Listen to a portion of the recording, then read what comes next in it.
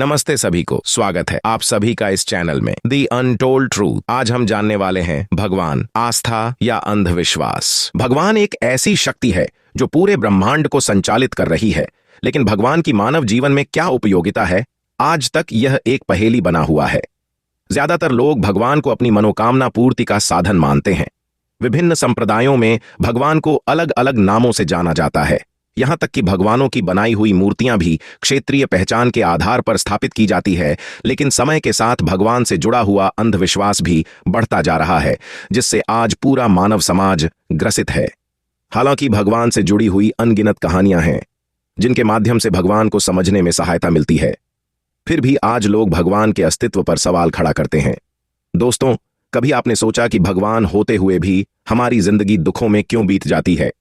क्या इसमें भगवान की गलती है या हमारी संकुचित समझ की, जिसने अपनी नादानी में भगवान की महिमा को नजरअंदाज कर दिया? भगवान का दायरा पूरे ब्रह्मांड में फैला हुआ है।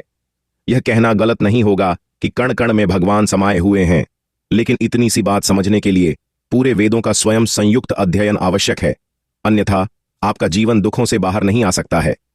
दरअसल हमारा जन्म ही दुख है, जिसे भगवान की अनुकंपा के बिना मुक्ति नहीं मिल सकती। मुक्ति का अर्थ मृत्यु से नहीं बल्कि मानवीय बंधनों से है। इस बात की गहराई को समझने के लिए हमें कुछ प्रश्नों की ओर चलते हैं। वेदों के अनुसार भगवान निराकार ब्रह्म है, अर्थात जिसकी कोई कल्पना न की जा सके, जिसके रूप का वर्णन कर पाना असंभव हो, उसे ही भगवान कहा गया है, और सिर्फ वही सारे ब्रह्मांड का स्वामी है। लेकिन कई संप्रदायों ने भगवान को मूर्ति के रूप में स्थापित किया है। तो क्या वह गलत था? जी नहीं। मूर्ति अमूर्त तक जाने का एक माध्यम है। एक उदाहरण से समझें तो आप अपने पिता की तस्वीर अपने पास रखते हैं। इसका अर्थ यह नहीं है कि आपने अपने पिता को जेब में रख लिया। बस वह तस्वीर एक माध्यम है जिससे आप अपने पिता को याद करते हैं और उनके साथ होने एहसास बना रहता है।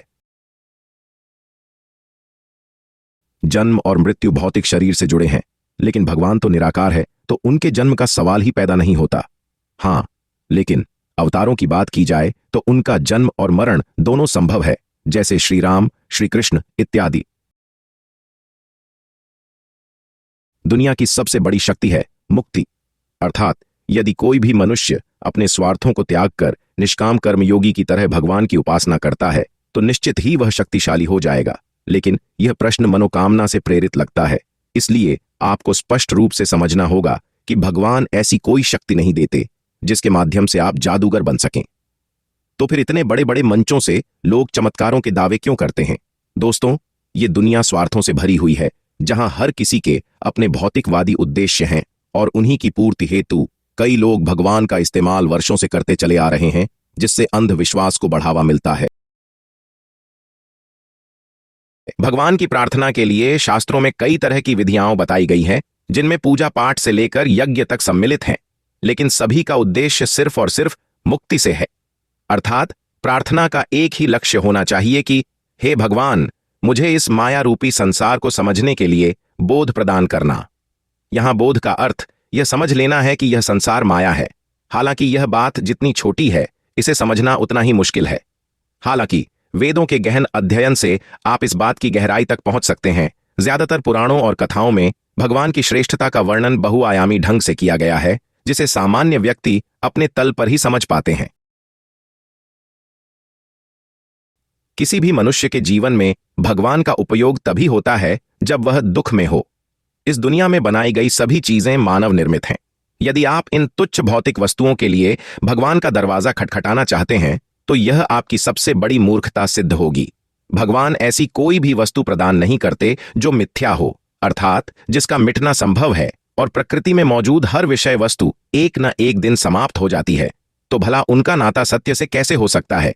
इसलिए भगवान से पूरी विनम्रता के साथ यही मांगना चाहिए कि वे हमें दिव्य दृष्टि प्रदान करें, जिसके जरिए हम इस माया के खेल को पहचान सकें, ताकि अपने जीवन के अंधकार को मिटाते हुए अपने दुखों पर विजय प्राप्त की जा सके।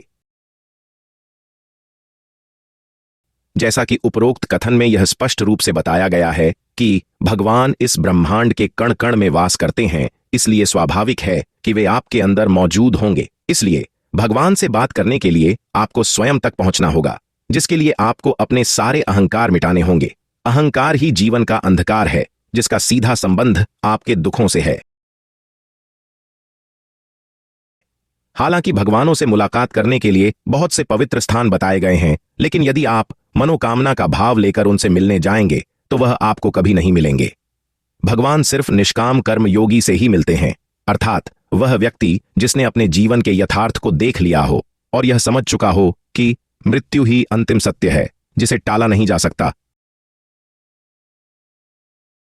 इंसानों द्वारा बनाए भगवान तो आपको जगह जगह मिल जाएंगे, लेकिन उनकी दिव्यता को समझने के लिए वेदों का अध्ययन अनिवार्य है। भगवान तो हर जगह रहते हैं, लेकिन यदि वास्तव में भगवान को खोजना है तो उन्हें केवल और केवल स्वयं के अंदर ही खोजने का प्रयास करना चाहिए, क्योंकि वही सर्वाधिक उपयोगी सिद्ध हो सकते हैं। जिनके मिलते ही एक साधारण मनुष्य अपना स्वार्थ छोड़कर अवतार बनने की दिशा में बढ़ने लगता है। जिस तरह की कल्पना ज्यादातर इंसानों ने की है, बेशक भगवान वैसे नहीं होते। भगवान की सच्चाई समझना तो बोध की बात है, और बोध बिना प्रभु की कृपा संभव नहीं हो सकता। अब बात आती है, फिर भगवानों के नाम पर बड़े बड़े मंदिरों का निर्माण क्यों किया गया है? दोस्तों, वैसे तो पूरी दुनिया ही भगवान की है, तो उनके लिए मंदिर बनाने की क्या आवश्यकता? दरअसल मनुष्य का जीवन सपने की तरह होता है, जिसका सच्चाई से कोई वास्ता नहीं, अर्थात स्वार्थी मनुष्यों द्वारा किए गए सभी कार्य निरर्थक होते हैं, जो कुछ ही समय उपरांत नष्ट हो जाते हैं। इस संसार में चारों तरफ माया फैली हुई है, जिसके छल को काटने के लिए मंदिरों का निर्माण किया गया था, लेकिन मनुष्यों की लालच ने वहां भी मनोकामना पूर्ति का आसरा ढूंढ लिया। मंदिरों का इतिहास बहुत पुराना है। मंदिर वह पवित्र स्थान है जहां आप सत्य के दर्शन कर सके, लेकिन मनोरंजन की दृष्टि से अंधश्रद्धा के साथ मंदिर जाने से कोई लाभ नहीं होगा। भगवान की सत्यता को समझने के लिए आपको अपने झूठ को मिटाना होगा, और झूठ वही अहंकार है जिसमें आपको कुछ होने का एहसास होता है जबकि आप कुछ नहीं है। आपको भगवान बनने की आवश्यकता नहीं, आप जन्म के पहले से ही भगवान हैं। हीरे के ऊपर धूल चढ़ने से वो पत्थर नहीं बन जाता, लेकिन जैसे ही आपका संपर्क इस माया से होता है तो आप सब कुछ भूल जाते हैं और भोग विलास में अपना मूल्यवान जीवन व्यर्थ खर्च कर देते हैं, जबकि आप अच्छे से जानते हैं कि एक दिन आपको मिट्टी में मिल जाना है। फिर भी आप अपने अहंकार से बाहर नहीं आ पाते, और एक दिन आपके अंदर का भगवान आपका शरीर छोड़कर वापस ब्रह्मांड के कणों में समा जाता है। दोस्तों, ज्ञानी मनुष्य इस माया में लिप्त नहीं होता, बल्कि माया के साथ अभिनय करता है, जिसे लीला कहते हैं। जिस तरह भगवान कृष्ण ने अपने जीवन में कई तरह की लीलाएं की, लेकिन अपने जीवन को उलझने नहीं दिया। साथ ही साथ उन्होंने अपने ज्ञान से पूरी महाभारत का तख्ता ही पलट दिया, इसलिए उन्हें अवतार कहा जाता है। अवतार वह व्यक्ति है जिसने अपने देहिक भाव से मुक्ति पाली हो और धर्म की रक्षा के लिए अपना जीवन समर्पित कर दिया हो। मुझे पूरी आशा है कि कुछ हद तक आप भगवान के विषय में समझ पाए होंगे। अगर आपको वीडियो अच्छी लगी हो तो वीडियो को लाइक करके चैनल को सब्सक्राइब जरूर करें।